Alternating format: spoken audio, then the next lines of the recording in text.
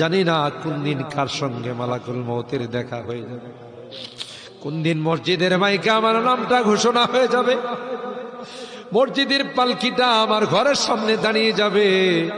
এটা তো এমন পালকি, এটাতে একবার যারা শুয়ে যায় জীবনে আর দ্বিতীয়বার সুযোগ আসে। দুনিয়ার মানুষ নিষ্ঠুরের মতো আমাকে গোসল করাবে, আতর গোলাপ দিয়ে সাজাবে,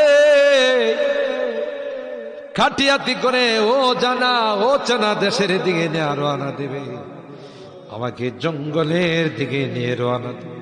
আমি চলে যাব, আর কোনো দিন আসব না। আল্লাহ ওই মুহূর্তটা আসার পূর্বে নেককার বানাই দিও আল্লাহ, পরহেজগার বানাই দিও, কলমাওয়ালা বানায়া দুনিয়া থেকে নিও আল্লাহ। আমি যদিও গুনাহগার, মুসাফিরের দোয়া নাকি তোমার কাছে কবুল। সাদা দাড়িওয়ালাদেরকে নিয়ে হাত উঠেছি আল্লাহ।